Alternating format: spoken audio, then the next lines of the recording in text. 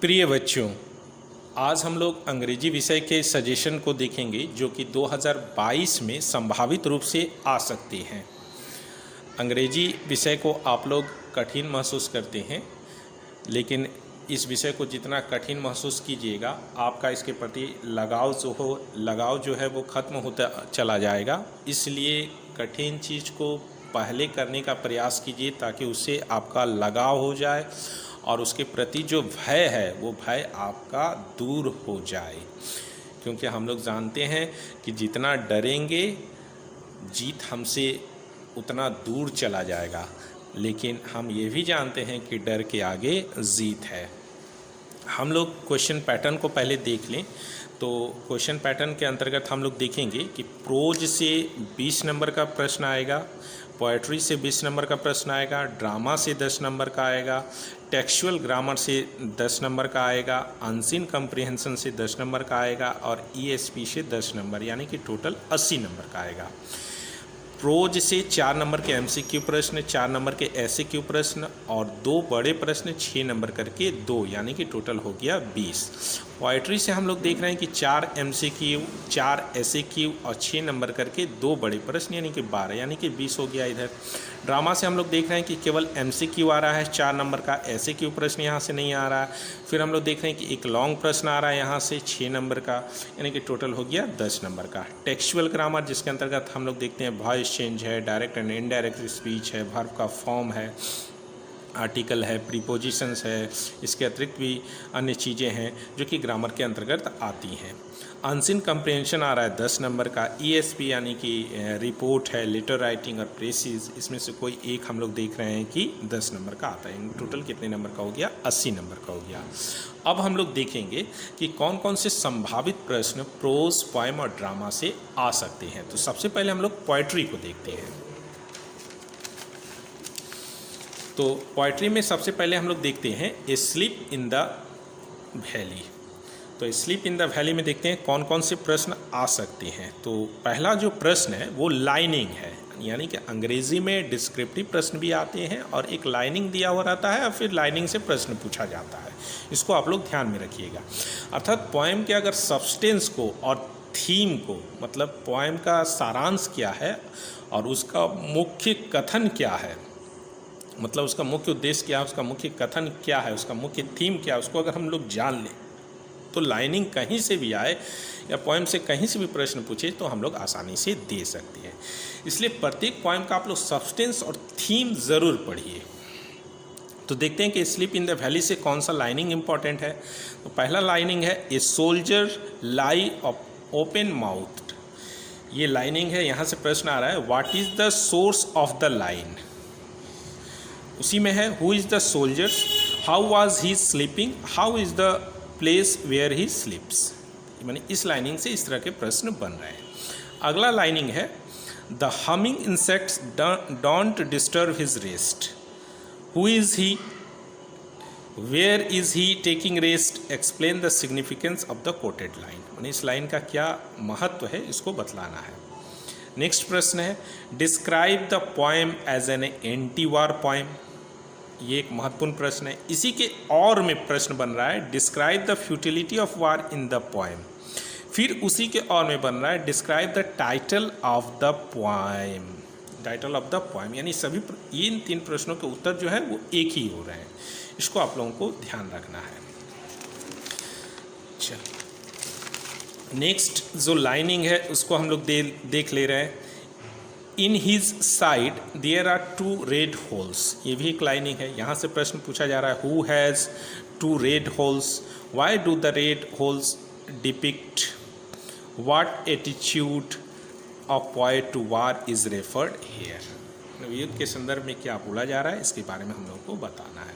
यहाँ से आप लोग प्रश्न छोड़ने का प्रयास मत कीजिएगा स्लीप इन द वैली से। नेक्स्ट पोएम है सेल आई कंपेयर थी।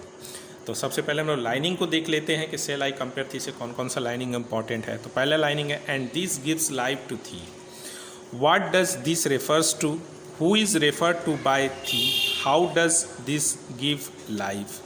इस लाइनिंग से ये प्रश्न बन रहा है। नेक्स्ट है but thy eternal summer shall not fade nor lose possession of that fair thou ost, who has been referred to as thou, how will death be prevented from bragging, thou wanderest in his shade। इस lining से ये प्रश्न बन रहा है। अगला हम लोग देख रहे हैं प्रश्न जो है, लाइनिंग नहीं है, प्रश्न है, what is the central idea और थीम ऑफ द पोएम। इसको आप लोग जरूर कीजिएगा। How does Shakespeare treat the theme of the time and beauty in the sonnet number 18। Next है, and every fair from fair sometimes decliner, what were the different meaning of fear, here explain the line। ये lining बहुत ही important है। Next है, इसी के और में प्रश्न आ रहा है, discuss how the theme of the poem shifts from mutability to eternity. इसी के और में प्रश्न आ रहा है, it is the love poem, discuss. यानी कि इन तीन प्रश्नों के उत्तर एक हो रहे हैं। अगला पोएम है द पोएट्री ऑफ अर्थ। यहाँ से भी प्रश्न आप लोग मत छोड़िएगा, माने इस द पोएट्री ऑफ अर्थ से। तो कौन कौन से प्रश्न है, how does Keats feel that poetry of earth is never dead, ये बहुत इंपॉर्टेंट प्रश्न है। How the frost does wrought a silence, what happens then, ये भी एक प्रश्न है। नेक्स्ट है, what picture of the two season does Keats draw in the poetry of earth, ये एक प्रश्न है। इसके अथवा में प्रश्न बन रहा है, how does the poet present summer and winter in the poem poetry of अर्थ। फिर इसी के अथवा में प्रश्न बन रहा है, what is the describe the substance of the poem the poetry of अर्थ। फिर इसी के अथवा में एक प्रश्न बन रहा है कि bring out the significance of the title the poetry of अर्थ। तो इन प्रश्नों को आप लोग कर लीजिएगा। उसके बाद हम लोग ड्रामा को देख लेते हैं कि ड्रामा से कौन कौन सा इम्पोर्टेंट है।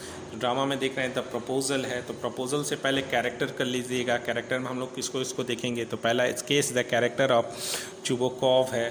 फिर देख रहे हैं sketch the character of Natalia है। उसके बाद देख रहे हैं sketch the character of Lomov है। फिर देख रहे हैं sketch the character of social life in the play है। कौन कौन सा लाइनिंग इंपॉर्टेंट है, तो पहला, oh what a burden to be the father of a grown up a daughter, who said this, who is considered as a burden, why does the speaker consider her as a burden।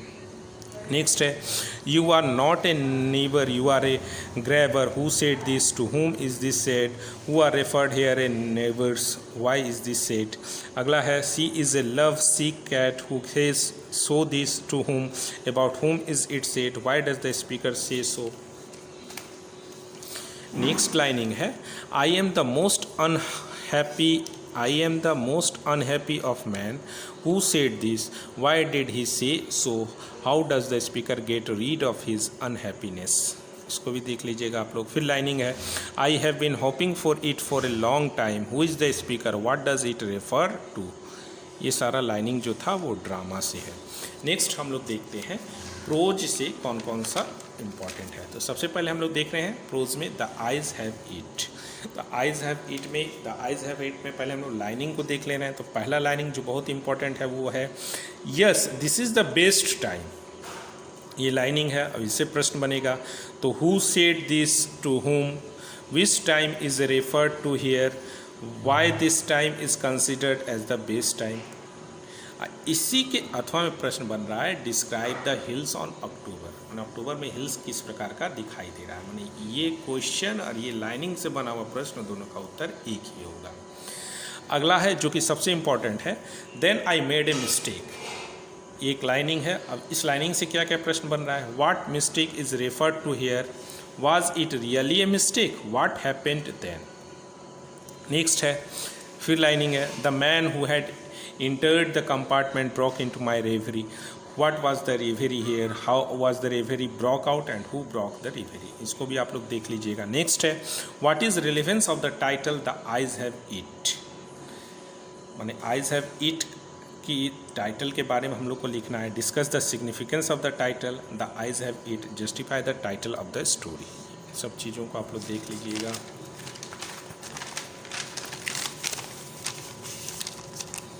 अगला है, she had beautiful eyes, ये भी बहुत ही important है।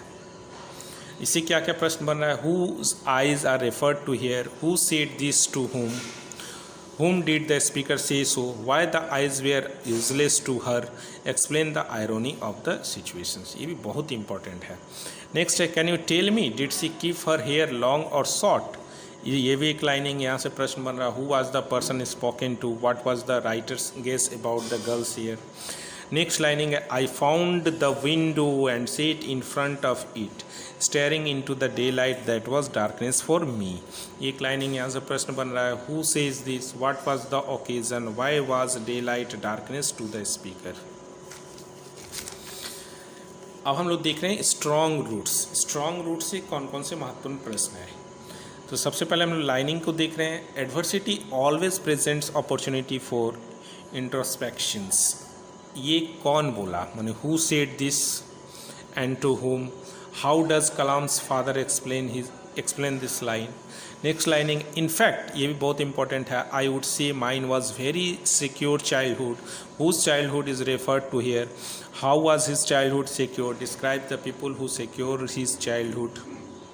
मैंने कलाम के childhood से प्रश्न आने की संभावना अधिक है. इस आंसर फील्ड में स्ट्रेंज एनर्जी एंड एंथुसिज्म. ये भी एक लाइनिंग है. तो इस लाइनिंग से प्रश्न बन रहा है, what was the questions? What was the answer? Why did it fill Kalam with strange energy and enthusiasm? Next है, describe the house in which Kalam spent his childhood. Who were his parents? What kind of childhood did they give Kalam? माने childhood से जो प्रश्न आएगा वो बहुत important है. Next है, what was the relevance of the prayer according to Kalam's father? इसको भी देख लीजिएगा आप लोग. नेक्स्ट है, our locality was predominantly Muslims. Who was the speaker? ये स्पीकर कौन है? How does the speaker describe the locality? इसको भी देख लीजिएगा आप लोग. नेक्स्ट हम लोग देखते हैं थ्री क्वेश्चंस. थ्री क्वेश्चन से एक जो सबसे इम्पॉर्टेंट प्रश्न है बनता है वो क्या है कि what were the three questions that had occurred to the Tsar? Why did he need correct answer of his three questions? What did he do when he was not satisfied? Next है, forgive me. Who is the speaker? Why the speaker asked for forgiveness? What was the commitment given by the speaker to? Why was the person spoken to happy? इसको भी आप लोग देख लीजिएगा. फिर lining है, you have already been answered. Who said this and to whom? When did the speaker say so? How was the person's answered? तो यहाँ पर प्रोज, पोएम और ड्रामा से रिलेटेड सजेशंस जो है वो समाप्त हुआ. बच्चों ये संभावित प्रश्न है, आप लोग किताब को थ्रूली पढ़ने का प्रयास कीजिएगा ताकि कोई भी लाइनिंग आए तो उसे आसानी से दिया जा सके.